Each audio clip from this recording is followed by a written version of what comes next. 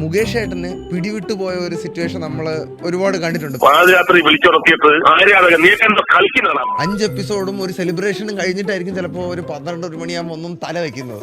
അപ്പൊ ഒരു കോൾ വന്നു കഴിഞ്ഞാൽ ചിലപ്പോ കയ്യിൽ നിന്ന് പോയെന്ന് അതെ. അയ്യോ, ഞാൻ ചിലപ്പോ രാത്രി 2 മണിക്കൊക്കെ വിളിക്കും. അവര് നല്ല ആഘോഷത്തിലായിരിക്കും. അടിച്ച് ഉറങ്ങുമായിരുന്നോ?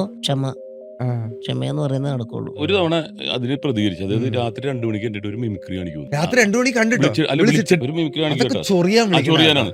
അപ്പൊ ഞാൻ എന്ത് ചെയ്ത് ബ്ലോക്ക് ചെയ്ത്. അപ്പൊ വേറെ നമ്പറിൽ നിന്ന് വിളിച്ചു. അപ്പൊ ഇവനെ പിടിക്കണമെന്ന് തോന്നി. സൈബർ സെല്ലിൽ പറഞ്ഞ് പിടിച്ചു കഴിഞ്ഞപ്പോ ഇന്നസെന്റ് ഏട്ടനെ ഇവൻ വിളിക്കുന്നുണ്ട്. ആ സമയത്ത് ഇന്ദ്രൻസ് ഏട്ടനെ വിളിക്കുന്നുണ്ട്.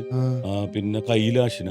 ഇവന് എന്താന്ന് പറഞ്ഞിട്ടുണ്ടെങ്കിൽ സിനിമയിൽ വരണം എന്ന് പറഞ്ഞിട്ട് നടന്നില്ല. അവന് വയ്യ. അപ്പൊ അവന് ദേഷ്യമാണ്. അപ്പൊ അവൻ ഡിപ്രഷന് മരുന്ന് കഴിച്ചുകൊണ്ടിരിക്കുന്നുണ്ട്. അപ്പൊ അവന്റെ അപ്പം വിളിച്ചിട്ട് പറഞ്ഞാൽ മാനസികമായിട്ട് എനിക്ക് സങ്കടം തോന്നിപ്പോയി. അവനെ പിടിച്ച് അവിടെ ഇട്ടിട്ട് എന്തിനാണ്? പിന്നെ എനിക്ക് മനസ്സിലായി ഇതൊക്കെ മാനസിക രോഗികളായിരിക്കും, തൊഴിലില്ലായ്മയായിരിക്കും. കാരണം 2-3 പേരെ ഇതുപോലെ ഞാൻ ഫോളോ അപ്പ് ചെയ്തിട്ട് അവരെല്ലാം പാവങ്ങളാണ്.